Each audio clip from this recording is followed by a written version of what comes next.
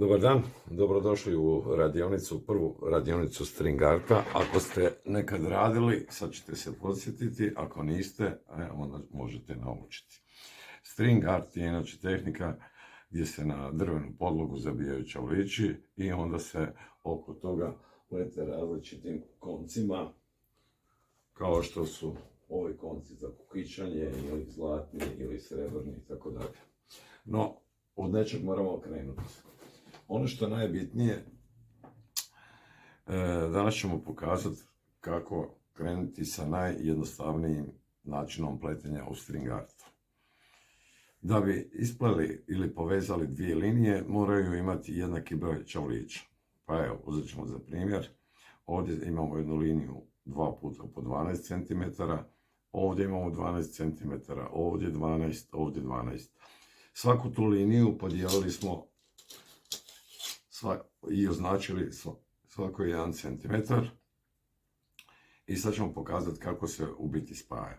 Krećemo sa bilo kojeg vrha, evo uzet ćemo odavdje i spajat ćemo ovih 12 cm i ovih 12 cm.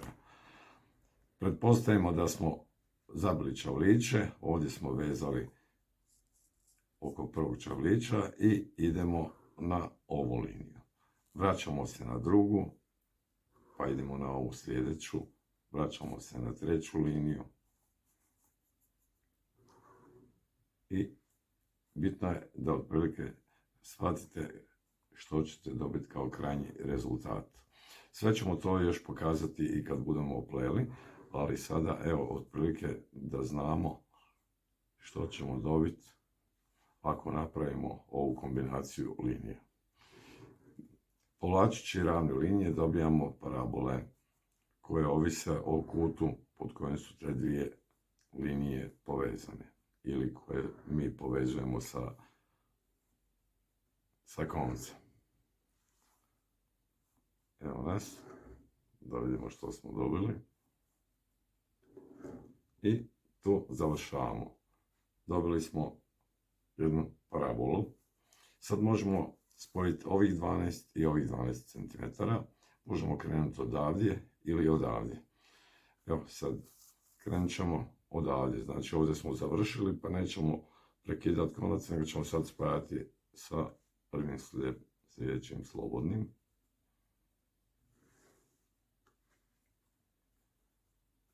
Sve ovo što radimo sa ranolom i linijama u biti ćemo pokazati kasnije kako to izgleda kad smo ovu šemu nacrtali, zabili čavliće i ispleli. Pri tome koristite boje koje se vama sviđaju i na taj način svaka slika koja se napravi bit će drugačija. Znači idemo uvijek na onaj sljedeći slobodni čavlić, vraćamo se. Ali ovo za početak ne morate imati ni čekić, ni čavliće, ni konac. Evo vidite što smo dobili. Što još možemo? Možemo spajati ovu liniju i ovu. Možemo spajati ovu liniju i ovu. Ako budemo spajali ovu i ovu, dobit ćemo otprilike isti ovaj oblik, pa ćemo to sada i pokazati.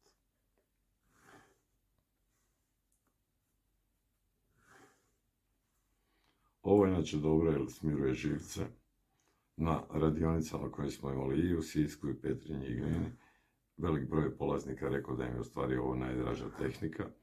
Pa čak i onaj dio što sam ja mislio da im se neće sviđati, a to je zabijanje čavlića. Kaže, djeluje antistresno. Ono što je bitno, isto kod ove tehnike, da relativno brzo možete vidjeti rezultate, znači ne morate raditi neku sliku 5 dana, dovoljno je ovako jednostavnije kombinacije.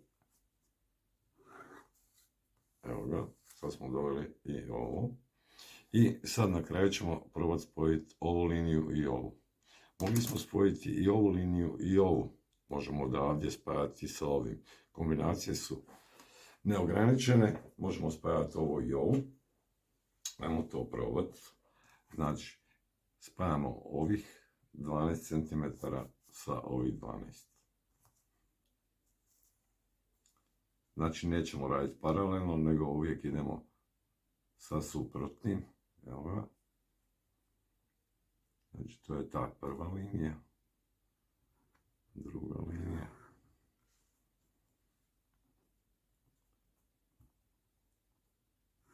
Treća linija. Četvrta. Peta.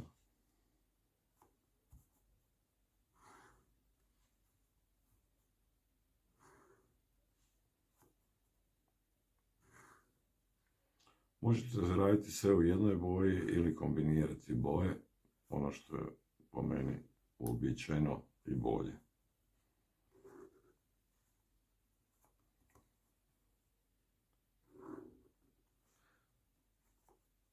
Kod ove tehnike uvijek povlačimo ravne linije.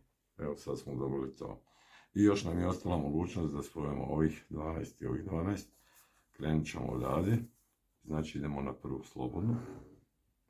1, 2, 3, 4,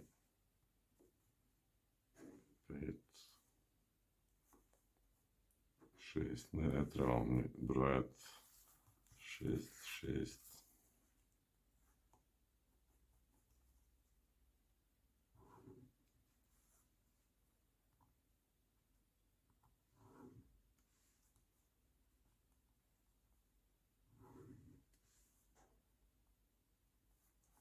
Sami možete praviti šeme ili možete pronaći na internetu, ima toga puno. Jednostavno skinete i evo, sad smo dobili tako neki oblik. Za kraj spojit ćemo još ovih 12 cm sa ovim. Znači, kao što smo rekli, ne idemo paralelno, nego spajamo prvi čavlić s ove strane i prvi s ove druge strane. Bilo bi to dobro da smo radili u nekim različitim bojama, ali za sad mi je najbitnije da shvatite kako to funkcionira. Što budete više pleli, imat ćete više ideja i normalno više rezultata iza sebe. Ono što je bitno je da uvijek možemo povezati samo jednaki broj čavlića s jedne i s druge strane.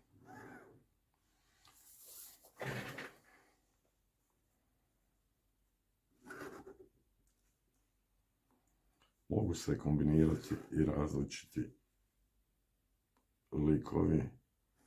Mi smo radili konkretno, evo, baš u glini ribica.